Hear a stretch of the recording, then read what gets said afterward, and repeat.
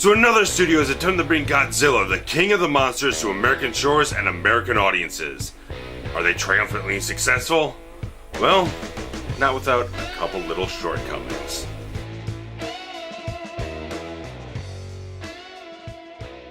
A Japanese nuclear power plant disaster 15 years ago drives former plant supervisor Joe Brody to expose a cover-up of gargantuan proportions. The truth reveals itself in ancient mutos, massive unidentified terrestrial objects that feed off of radiation and have been disturbed from their rest deep within the earth.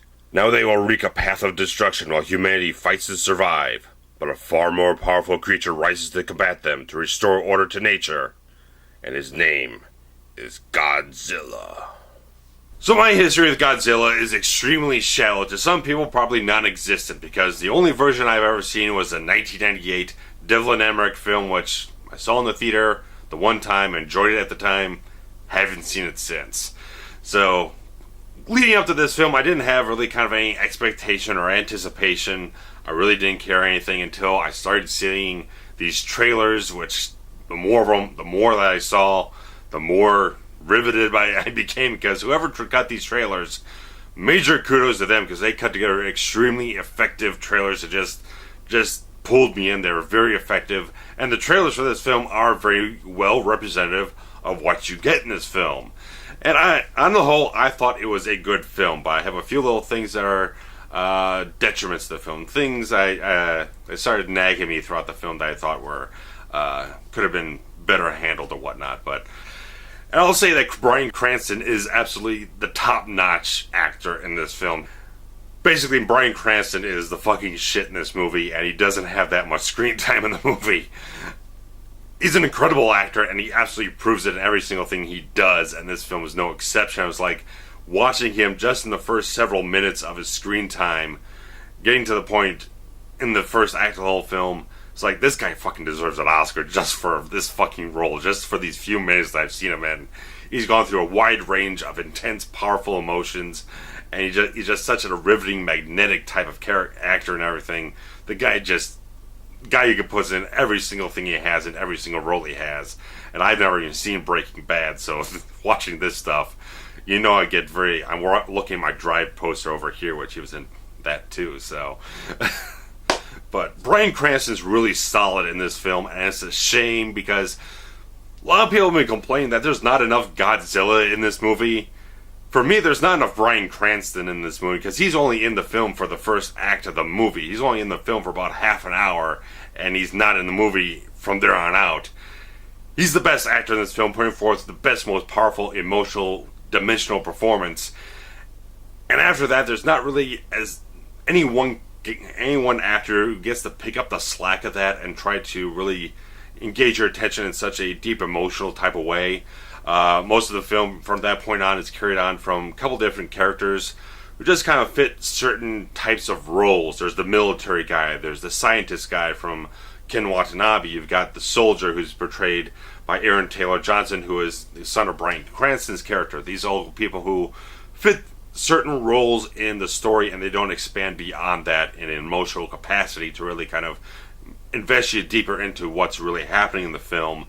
And one of my first, and David Strathairn, Ken Watanabe, these are all very solid actors doing their top-notch work with the material that they're given. Like I said, they don't get a lot of emotional landscape to explore like Cranston's character does, but you get a shift in things like Aaron Taylor Johnson's character. Since he's the soldier, he's his son, he picks up a little bit of the slack, but I'm a little confused here, because I don't know if this is not indicative of Aaron Taylor Johnson's typical quality of work or whatnot, but I was really not impressed with his acting in this film at all. He is not terrible, I'll say that, but it just fell flat for me. His acting in the film was just not inspiring. It just didn't grip me. There was no emotional investment in anything that he was doing. And you had Bryan Cranston depart the film, and you have to have him pick up the slack. Just like, and it made it worse because Aaron Taylor Johnson sharing the screen with this incredible actor of Cranston, and he just feels like such a pale, flat, hollow acting talent in this film. And I hope that he's done better work than this in the past, because in this film he just felt like a very vacuous type of character with nothing to really dig into you and really kind of grip you like Cranston's performance does right from the outset of the whole film, because, again, he's an incredible actor. He's the best part of the whole film. Cranston's the best part of this whole film, and I can keep going on about it. But Aaron Taylor Johnson he didn't really get me that far invested. It's really the quality of Gareth Edwards' artistic direction that really kind of gripped me back into the film in those moments where Taylor Johnson just wasn't really on his own, really get me involved with it. The quality of the direction of this film is just stellar. It's spectacular type of stuff. There's such a great attention to artistic quality. There's just these little moments throughout the film that are very inspired and everything. That's just like someone making a very shallow monster movie would not go with these sorts of visual cues and emotional cues that this film does. And there's just very much a praise to his directing quality and everything that he brings to the table on this film that really just adds something more deeper to things that someone in an acting capacity really can't do for me personally. But another one of the little things that kind of nagged at me is that the film is taking a fairly scientific approach to certain things. It's going through some exposition, giving a real kind of backstory about what they've done with the research about all these creatures and everything throughout the decades and everything. But at certain points of the film, they really take these large leaps in logic, trying to get to a certain conclusion just to move the plot forward. Stuff like Ken Watanabe's character just seems to happen to know that Godzilla is this sort of force to balance out nature, that he's not an actual threat to humanity or whatnot. Somehow he just happens to know that Godzilla is this creature that's going to take out these other creatures and leave everyone else alone. And just like, this never explained in the film how he knows that. He just happens to know it. And how they just happen to know that one of these things is a male, one of these things is a female. They just happen to jump upon that conclusion in about 5 seconds without any kind of substantial evidence to support that hypothesis. So it seemed it was just these little things that just seemed like a little bit too large of a leap in logic for people to just jump on top of these things and just like, okay, that's, no one else theorizes anything else, just like they jump on top of it just to move the plot forward. And it could have been just written better, handled better in a script writing capacity, in my view. It's just these little minor things that just kind of snagged me along the way. Just like, there's better written scenes in the film that go through the scientific ideas that they have injected into the concept, and then there's these scenes where they just kind of like gloss over stuff in like 5 seconds just to move the plot forward and just whatever. It's a little inconsistent, a little unbalanced. But a lot of people are saying there's not enough Godzilla in the movie. Well, some of the inspiration for the film from Gareth Edwards was looking at Jaws, and Jaws did the right thing, just like later on Alien did with Ridley Scott, taking the time to build up some suspense. You don't just throw, it's like with any horror movie, you don't just throw everything at the audience as a glut and everything. You build up a little bit of suspense, build up a little bit of anticipation for it.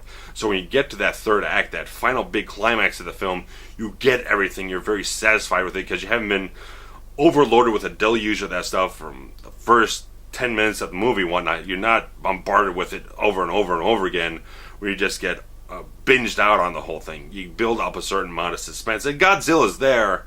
His presence is there throughout the whole movie, but you see him in little glimpses and pieces here and there, or you'll get a full reveal of him, but you won't only get more than that for a little while longer. So I like that direction approach, that you do a little bit, you build up some suspense, and the film does have a good pace, that it keeps things moving forward, plot progression keeps going, you got enough characters there to cut between and keep things moving forward, even though, again, Aaron Taylor Johnson and Elizabeth Olsen portraying his wife, I thought their subplot was, because the actors just didn't give me enough more than just like the base level type of thing, it just felt like I could do without that subplot of them and their typical cliche sort of disaster movie. I'm separated from my spouse and everything, I'm worried to death about them, just like as we've seen it obviously in all the Devlin Emmerich movies. And just keep it focused on the action, keep it focused on the threat. I'd be completely satisfied with that.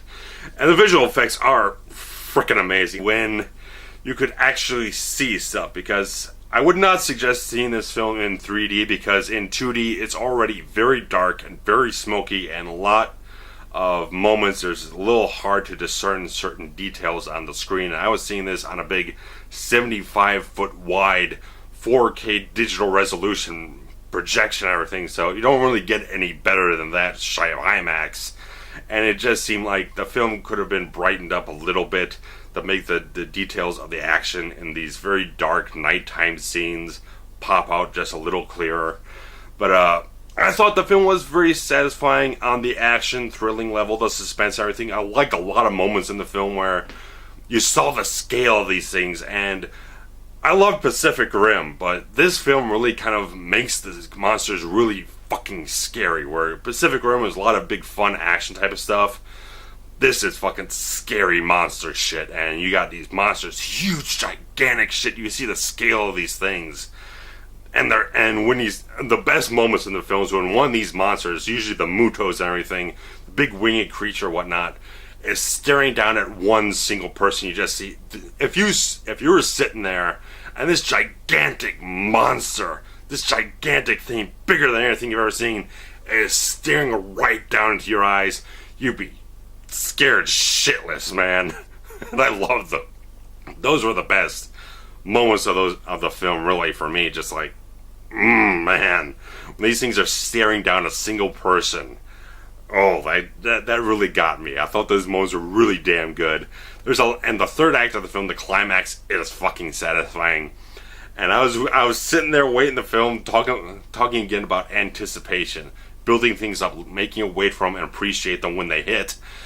I wasn't entirely certain if they're going to release the atomic fire breath, and they fucking did. It's like, yes.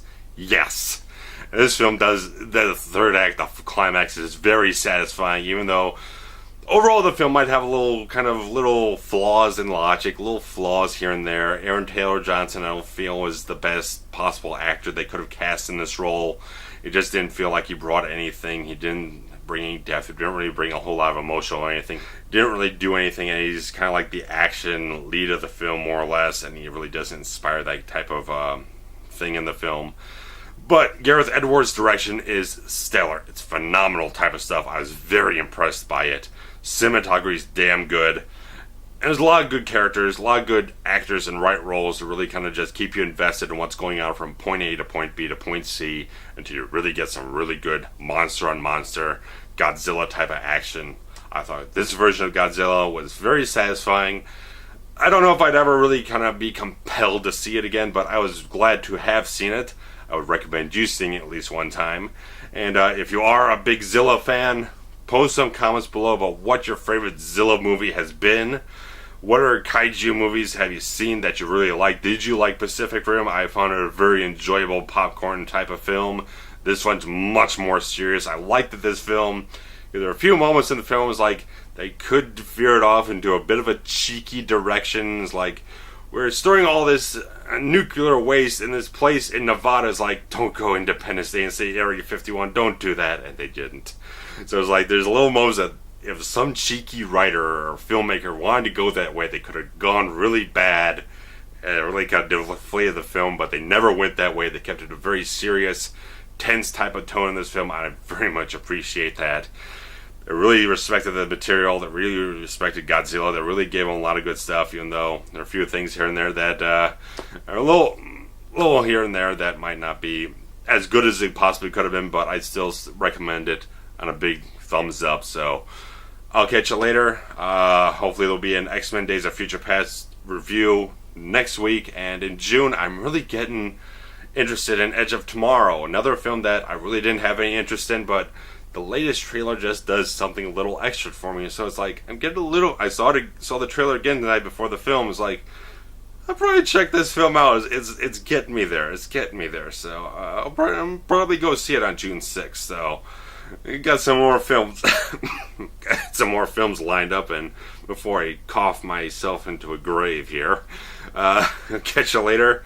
And I might have an extra X-Men video next week. I'm trying to figure it out, because I don't know if we review, but maybe just give you a general opinion of what I think about the X-Men films to date instead of a big long review video of everything. I'll probably just do a little something as a primer for that review next week. So I'm going to cut out of here, let you get on with your day, and if you like this review, want to spread it around, agree with my opinions, don't agree with my opinions, post some comments, hit some likes, subscribes, all that great stuff. Really appreciate it. So I'm going to get out of here. Take care. Bye-bye.